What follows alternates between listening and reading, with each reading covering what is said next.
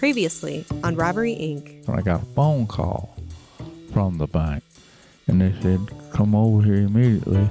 People had broken into the vault. Our assailants were not as unlucky as police would have the old Marietta crowd believe.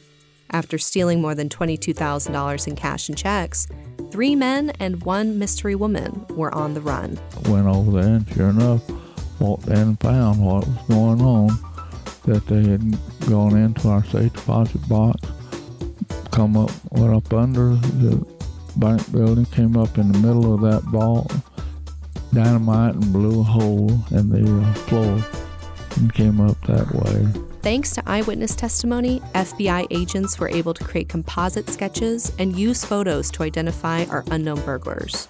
But who is Morris Lynn Johnson?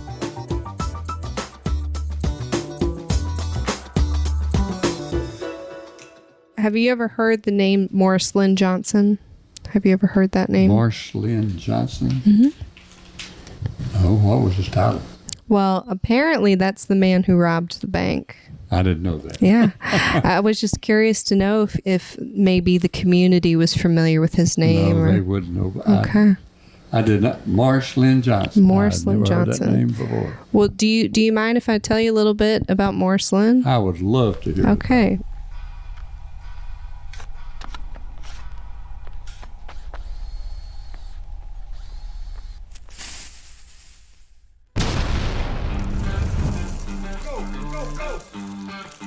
In April 1974, a group of thieves tunneled beneath Roswell Street in Marietta, Georgia, and blasted their way into the Cobb Exchange Bank vault, only to be mocked for escaping with just $1,000. But as investigators dug deeper, they uncovered a far bigger mystery in the story of a career bank robber whose daring heists and prison escapes made him a legend. This is Robbery, Inc. from Georgia Public Broadcasting and the Marietta Daily Journal. Episode 4, The Man, the Myth, the Legend, Part 1. I'm Madison Elizabeth Hogan. Before we dive into this episode, I want to give you a heads up. This is a long one. To really tell this story, we're going to have to connect our burglary suspects with the mystery outlaw this podcast is truly about. To get there, we're going to have to tie off some loose ends in our investigation before we divulge our man of the hour. Grab a snack, settle in, and let's get to it.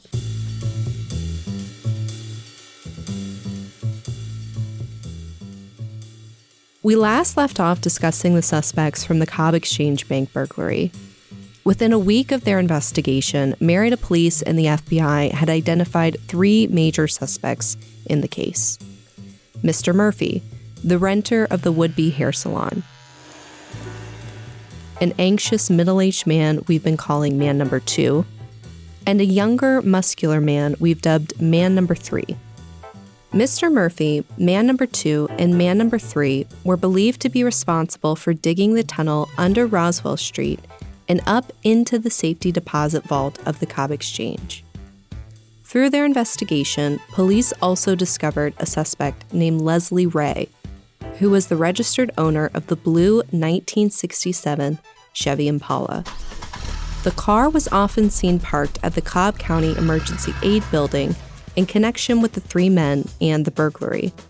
After tracing Mr. Ray's registration to a rental home in Ackworth, investigators were able to deduce from neighbor testimony that Mr. Ray was often seen with a woman and a boy of about 14. Mr. Ray was spotted at the Sears on Roswell Street a week prior to the burglary. According to police records, a clerk told investigators he had sold an 8-ton jack to a man and a woman. The clerk said he recalled the interaction because it wasn't common to sell an 8-ton jack. The Chevy Impala would become a key part of the investigation for police after connecting it to Mr. Ray. Officers contacted George Moore of Georgia Motors about the sale of the car, just a month and a half prior to the burglary. Mr. Moore recalled a man in his late 20s, with sandy hair and slight build, who came in on 3 different occasions to look at the Chevy, eventually paying $516 for it in cash. 2 weeks before the burglary, Mr. Moore told police Leslie Ray returned to sell the car back to him, mentioning that he was heading back to Chicago. During their conversation, Mr. Ray also indicated he was from Kentucky and worked as a painter. Despite the friendly interaction, Mr. Moore wouldn't buy back the vehicle from Mr. Ray. Through a separate interview with Kathleen Eubanks, the owner of the Eubanks produce store that sat diagonally across the street from the Cobb Exchange Bank, police discovered the store owner had also become suspicious of the three men and their vehicle prior to the burglary. She claimed that for 3 straight days, she saw the Chevy Impala with the three men inside parked on the east side of her business, just out of view from the storefront. She said each time the same man would be seated in the front passenger seat, a man in his late 30s to early 40s with a medium build and jet black hair. Man number 2. Mrs. Eubanks claimed man number 2 would exit the car and walk around slowly, acting suspiciously with a funny look on his face. The white hat he always wore did little to hide his nervous grin. He would usually make a small purchase from the Eubanks produce before the men would pull around and park in the far south corner of the Cobb County Emergency Aid parking lot. A week after the burglary, witnesses were able to give adequate descriptions to create at least 3 composite sketches for Mr. Murphy, Mr. Ray, and Mr. Ray's wife. Atlanta FBI agent Al Brown had begun showing photographs of potential suspects to these eyewitnesses. One witness in particular, Ronald Holt, was able to pick out Leslie Ray among these photographs. But the real name of this suspect was Morris Lynn Johnson.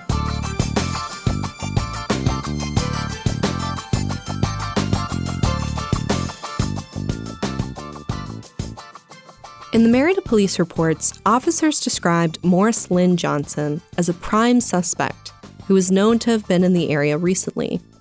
He had allegedly robbed a bank in Commerce, Georgia, and was a fugitive on these charges. Law enforcement had deduced that Mr. Johnson had a real brother-in-law named Leslie Ray and a sister named Kay. Police were able to identify the woman staying with Mr. Johnson in the Ackworth home as Laura K. Tilbury, a fugitive from Indiana. By Monday, April 29, 1974, detectives compared pieces of a water hose obtained at the scene of the burglary to remnants of a cut hose found at the home Morris Lynn Johnson had rented in Ackworth. They also interviewed a clerk, Pat Dunn of Diamond Expansion Bolt Company, to trace the drill bits used during the burglary. Mrs. Dunn was able to identify Mr. Johnson as one of the 2 men that visited the store days before the burglary. She told officers Mr. Johnson was accompanied by a younger man in a blonde wig. Eventually, police were able to track down the young teen who was reportedly living with Mr. Johnson and Miss Tilbury in the Ackworth home. Though the teen remains unnamed in the police reports, likely due to his age, his testimony was used to help identify another suspect in the burglary, Leslie Carl Fuller. Mr. Fuller was a fugitive wanted for bank robbery, though it's unclear for which charges he was wanted on. From my research, Mr. Fuller was found guilty in May 1968 and sentenced to 20 years in prison for the robbery of a bank in Moorfield, Kentucky, in July 1966. It's unclear why he was out of federal prison.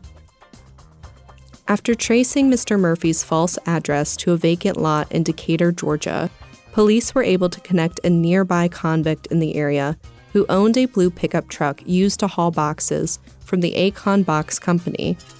Remember, these boxes were purchased to pack away the dirt dug out from the burglary tunnel. Detectives compared dirt samples from the crime scene to dirt found in the pickup truck belonging to John Paul Scott. Mr. Scott was a notorious bank robber and escape artist. Having robbed banks from 1949 to 1957, he was serving a 30-year sentence after wounding officers in a shootout in Pine Ridge, Kentucky. He made history in 1962 as the first inmate to successfully escape Alcatraz and swim the 3 miles to the San Francisco shore. He had several more failed attempts from the Atlanta Penitentiary and another prison in Marion, Illinois.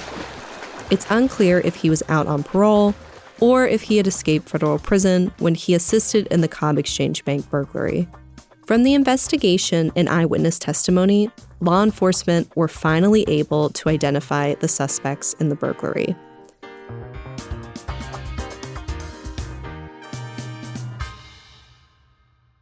Donna Lee and Paula Cooper of the Cobb County Emergency Aid Building identified fugitive Leslie Carl Fuller as Harold Murphy, the owner of the fictitious hair salon. Multiple witnesses were able to identify Leslie Ray, man number 2, as Morris Lynn Johnson, and Miss Ray as fugitive Laura K. Tilbury, Morris Lynn Johnson's real wife of just 2 months.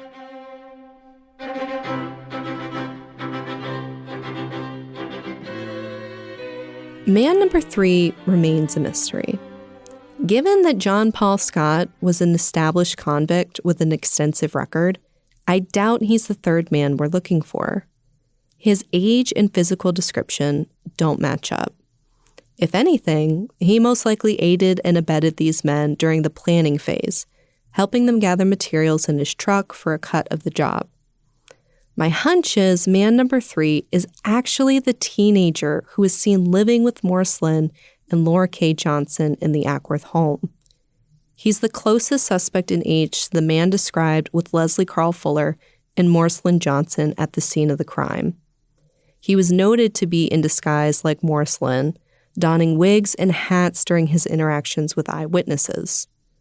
Towards the final pages of the Marietta police records on the Cobb Exchange burglary, it's noted that officers interviewed the alleged teen who was living with Mr. Morrison in the Ackworth home. The report does not include a name, and the identity of man number 3 is never connected or speculated upon in the report afterwards. Leslie Carl Fuller, however, is immediately identified as Mr. Murphy in the next line of the report.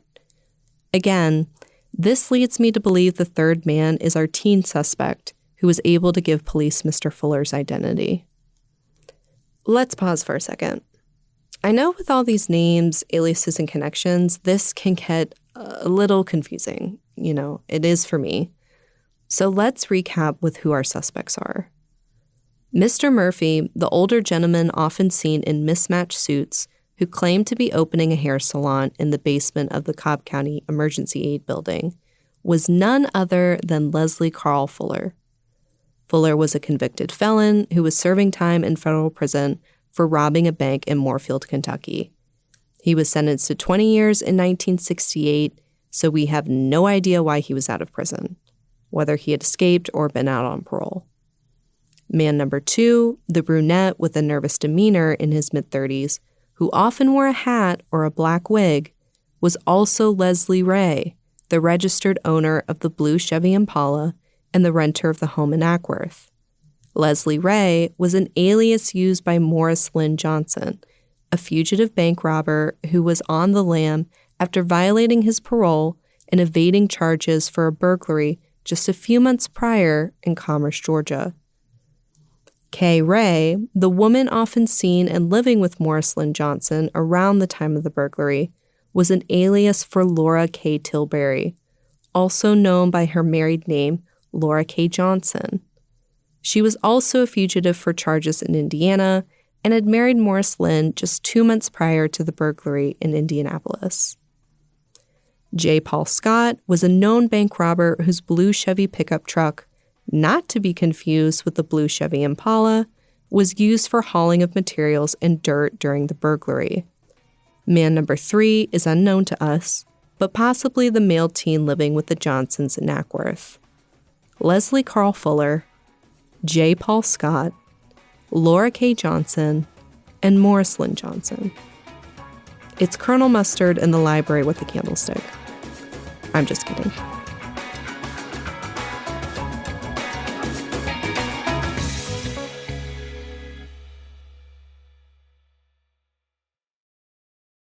For what it's worth, this is damn fine police work. Law enforcement had the names, the leads, the evidence. But after that, there's not much left for the Merida police for this investigation. Here's one of the last notes included in the reports. At this time, since all known suspects in the case are fugitives, Agent Brown has decided that it would not be necessary to file papers on them at this time. And by doing so, it will enable us to perhaps gain additional information and identify other suspects in the case. That's all, folks. For reasons we'll get into later in our story, this is where our police records end. The FBI took the reins shortly after, and we don't have access to those reports. Mind you, this information that we've gathered from the Merida police and relayed to you was not public knowledge at the time. Marietans still had no clue who committed the Cobb Exchange Bank burglary, and for decades that would remain the case. In early May, the Georgia Department of Transportation filled the tunnel under Roswell Street with grout and repaved the surface of the road to avoid a sinkhole. Merida Police Chief Buck Kraft told the Merida Daily Journal nearly a month after the burglary that law enforcement had positively identified 2 of the 4 suspects. Kraft believed the burglars were certainly out of the state, and a nationwide search was on for the fugitives, the Chevy Impala most likely abandoned or destroyed. By May 23, 1974, nearly a month to the day after the burglary, the MDJ reported at least 1 suspect was in custody following an out-of-state bank robbery. The suspect was set to be indicted by a federal grand jury regarding the Merida burglary, and yet police still would not identify them. When asked directly about the suspect's identity in the story, Chief Kraft told the MDJ if any of the information on the suspect was printed, every newspaper, radio, and TV station except you will get the news when identities are released. Not exactly forthcoming, is he?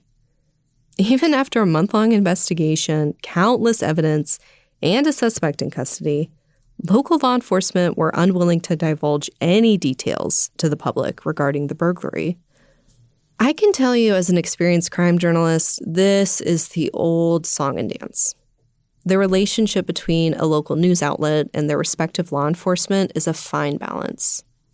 Some are better than others, some are legendary for the worst, but most are fairly symbiotic. Chief Kraft's sentiment towards the MDJ in this story is not the harshest quote I've personally heard from police. It's a wild man's guess, but I'd bet money that after a month of little information and high public interest with no new developments, our reporters were likely chomping at the bit for more leads. Each story printed after the burglary was smaller and smaller in print. Even during the best of times, there's a dissonance between the news and law enforcement. A cop will always think the public is safer on a need-to-know basis, and a reporter will always believe the public is safer with the truth. Neither one is fully right or wrong, but they need each other in our democracy. Hence the balance. It wouldn't be until late May when the MDJ would finally print the name of the mystery suspect, Morris Lynn Johnson. In a small front-page story, reporters claimed authorities in Louisville, Kentucky, were questioning Mr. Johnson in relation to the Merida burglary. FBI Assistant Agent William Bailey said Johnson was arrested as a parole violator on a federal fugitive warrant and is being held in Jefferson County Jail in Louisville without bond. Johnson also faces charges of assaulting a federal officer and receiving stolen goods, according to the FBI. He reportedly had money from a May 17th bank robbery in Louisville in his possession at the time of arrest. An FBI spokesman in Atlanta said Johnson was one of about 10 persons wanted for questioning in the daring burglary in Marietta that netted less than $1,000.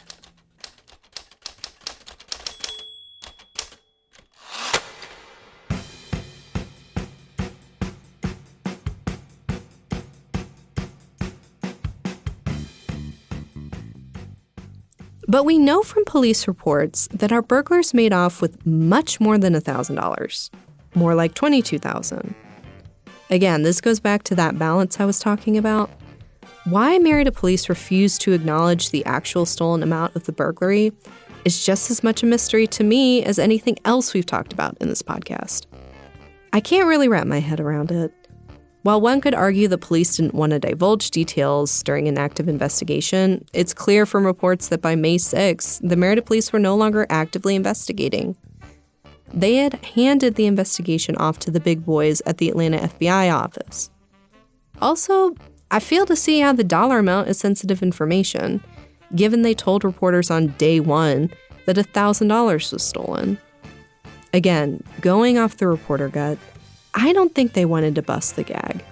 The whole country thought it was hilarious that our burglars paid more to get in the bank than they stole out of it. The real number ruins the punchline.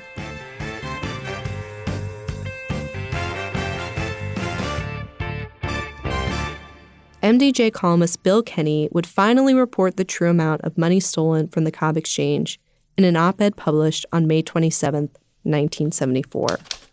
A final audit of the safe deposit bags emptied by the Cobb Exchange bank tunnel burglars disclosed the hoods didn't fare so badly after all. The bags contained $22,000 in checks and cash. The thieves pocketed the cash and left the checks. Previously, the FBI reported only $1,000 missing, hardly worth the burglars' 2 months' work. Some tip-top police work by the FBI and Marietta officers turned up identity of the suspects within hours after the heist. Fingerprints taken off a jar at their Bells Ferry Road hideout was their downfall. And pictures of the suspects drawn by FBI artists also aided in their identification. Police Chief Buck Kraft says the suspect, now in custody, served time in the Atlanta Penitentiary for bank robbery. The other suspects running loose also are pros, he said. Within weeks of Bill Kenny's op-ed, the MDJ reported Laura K. Johnson would be held on a $100,000 bond as a marital witness to testify before a grand jury in Atlanta on June 18, 1974. Mrs. Johnson was arrested by the FBI in Louisville at the same time as Mr. Johnson on May 22nd. She was charged for harboring her fugitive husband. But an indictment remained elusive. Laura Kay would go on to lie to a federal judge during her court appearance, stating she hadn't been in Georgia in the last year. Assistant U.S. Attorney J. Owen Forrester disproved her claims, announcing her fingerprints were found in the Ackworth home the Johnsons had rented in connection with the burglary, in addition to multiple eyewitnesses spotting her with Morris Lynn and around the bank. An MDJ story quoted Forrester, stating that, quote, several complications in the case called for postponement for the indictment. Those complications would be the number of bank robberies Morris Lynn Johnson had committed before and after the Merida burglary. Charging him and indicting him through multiple jurisdictions and states would become a logistical nightmare. By August, he would finally be formally charged in U.S. Magistrate Court in Atlanta on the Cobb Exchange burglary. But it wasn't the only charge he faced in Atlanta. He was also charged with the burglary of the C&S Emory National Bank on Covington Highway in Decatur on March 18th of that year. But Morris Lynn wasn't even in Atlanta when he was charged. He and his wife were being held in federal custody for the Louisville bank robbery. Laura Kay had managed to rack up additional charges in Louisville for attempting to bribe a prison guard and help Morris Lynn escape. Due to the Kentucky charges, Georgia officials would have to wait for weeks before shipping Mr. Johnson back to Atlanta. He was still the only suspect to be charged in the Cobb Exchange burglary.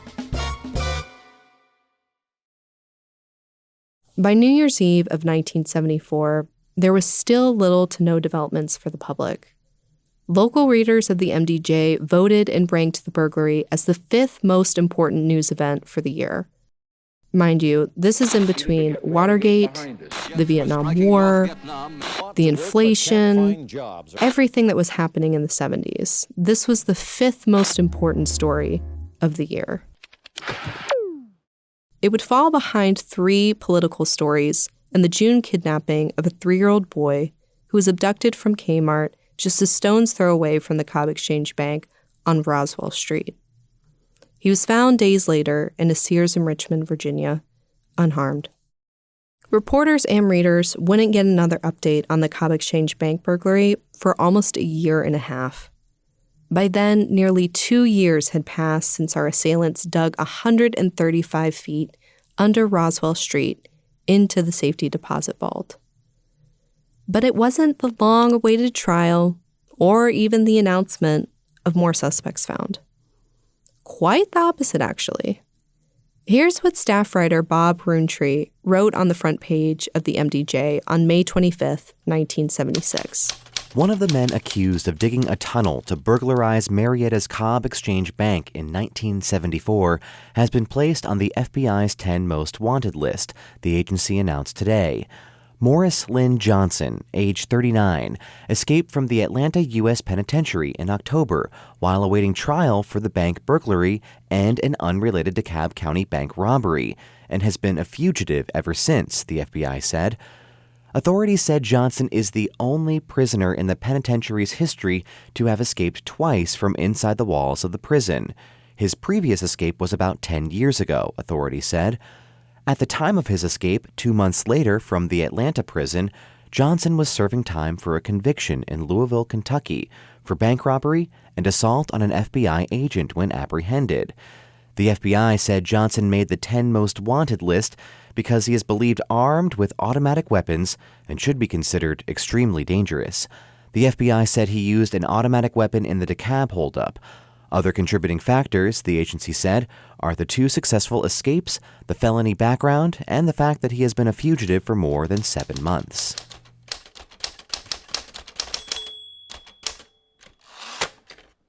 That's right. Our prime suspect for the Cobb Exchange burglary is on the run. Not only that, but he's been a fugitive for over 7 months since his second escape from the Atlanta Penitentiary. He escaped in October of 1975. By the time he's graced the most notorious fugitive list in the world, it's May of 1976. He escaped from this prison not once, but twice. The only person in its history to ever do so up until then. You're probably thinking the same thing that I'm thinking. Who the hell is this guy?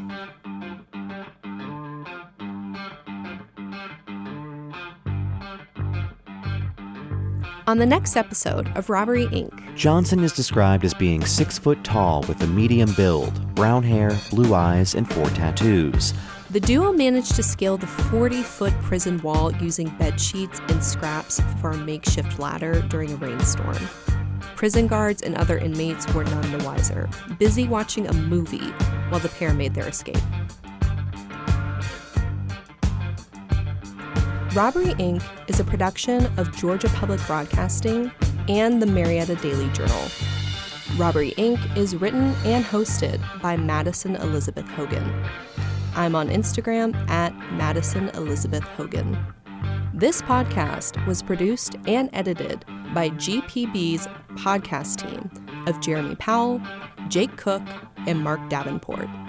Special thanks to Olivia Watkin, Jaden Henson, and Rachel Kellogg.